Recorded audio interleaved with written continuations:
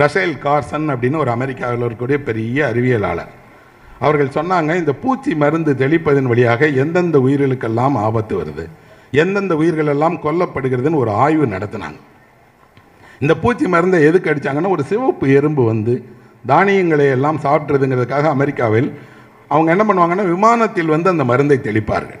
எல்லா இடங்கள்லையும் விமானத்தில் மருந்தை தெளிச்சிட்டு போனதுனால அங்கே இருக்கக்கூடிய குருவிகள், சிறிய உயிரினங்கள், இன்னும் சொல்லப்போனால் மனிதர்கள் உட்பட எல்லோருக்குமே புற்றுநோய் வர தொடங்கியது.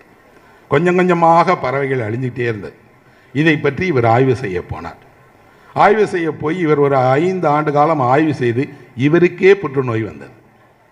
இவர் சொன்னார், இந்த பாதிப்பு எனக்கே இருக்கிறது, இப்போதாவது அமெரிக்க அரசாங்கம் ஒத்துக்கொள்கிறதா அப்படின்னு ஒரு வழக்கு தொடுத்தார். அமெரிக்க நீதிமன்றத்தில் அந்த வழக்கு வென்றது.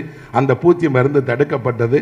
அதில் பாதிக்கப்பட்ட எல்லோருக்கும் நஷ்டஈடு கொடுத்தாங்க. அவர் இந்த இயற்கையினுடைய சீர்கேட்டில் என்னெல்லாம் நடக்குங்கிறதை பற்றி ஒரு புத்தகம் எழுதியிருக்கிறார். தமிழில் அந்த புத்தகம் வந்திருக்கு. அந்த புத்தகத்தினுடைய பெயர் மௌன வசந்தம். மௌன வசந்தம்ங்கிற அந்த நூலை நீங்கள் படித்தால் தெரியும், இயற்கை எப்படியெல்லாம் பூச்சிக்கொல்லிகளால் அழிக்கப்படுகிறது. அது உலகத்தில் தமிழில் மட்டும் இல்லை, 52 மொழிகளில் வெளியாகிருக்கிறது. கிட்டத்தட்ட 1 கோடி புத்தகம் விற்பனையாயிருக்கு. அந்த ரசல் கார்சனுடைய பெயரால் இப்போதும் ஆண்டுதோறும் ஒரு சொற்பொழிவு நடத்துகிறாங்க. இயற்கை என்னென்ன சீர்கேடுகள் நடக்கு அப்படிங்கிறத பற்றி. அப்படின்னா இயற்கையை பாதுகாக்க, போற்ற, மீட்பதற்கு மனிதர்கள் எப்போதும் ஒரு விழிப்புணர்வோடு இருக்கணும். இருப்பதற்கு அவர்கள் என்ன செய்யணும்? அவர்கள் வாழ்விடத்தில் அவர்கள் ஒரு பன்மைத்துவத்தை உருவாக்கணும். இந்த பூமி என்பது மனிதனுக்கானது மட்டுமல்ல.